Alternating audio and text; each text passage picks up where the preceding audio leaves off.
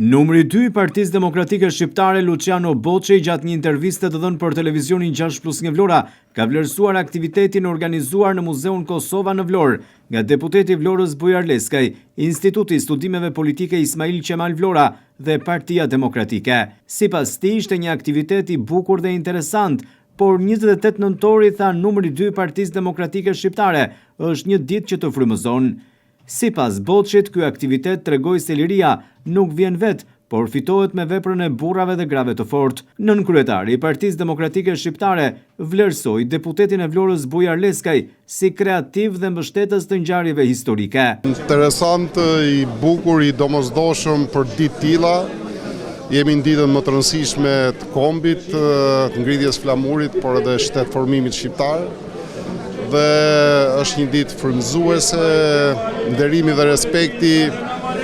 ndaj kësaj dite nuk është thjesht një grumbull fjalësh, sepse flamuri ynë rreth parë është betim, është kujtesë, është histori, siç u shpalos sot, dhe që tregon qartazi që liria është diçka që nuk vjen vet, as nuk dhurohet, por fitohet. Dhe fitohet me veprën e burrave dhe grave të fortë që kanë nxjerrë Shqipëria, burra si Ismail Qemali, firmtarët e pavarësisë, burra dhe gra që e vazhduan këtë betejë, këtë luftë në emër të lirisë, si Musine Kokalari dhe shumë të persekutuar dhe të përndjekur nga regjimi komunist, por edhe nga njerëz dhe burra që vërtet i kujtojnë këto ngjarje historike nëpërmjet këtyre aktiviteteve. Dhe këtu dua të falenderoj Bujar Leskajn, gjithmonë kreativ, gjithmonë mbështetës i ngjarjeve historike, i promovimit tyre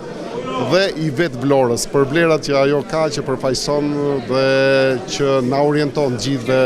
jo vetëm në një ditë si 28 nëntori, por për gjatë gjithë historisë. Nënkryetari i Partisë Demokratike Shqiptare Luciano Boçi tha se ndihet mjaft mirë që në këtë aktivitet ishte edhe historiani Uran Butka, ndërsa vlerësoi rolin e Musine Kokalarit si një nga figurat me kontribute dhe që figurat të tilla sipas tij duhet të sillen dhe vlerësohen në vazhdimsi. Ndihem mirë që këtu ishte edhe historiani Uran Butka, dhe që u promovua një libër për një figurë shumë të madhe si Musine Kokalari, simboli i rezistencës, simboli i gruas fort, i gruas pa dorëzuar në asnjë rrethan, që kur nuk kërkoi falje, sepse siç e thoshte vetë nuk ishte bërë faj, por kishte bërë vetëm të mira për këtë komp,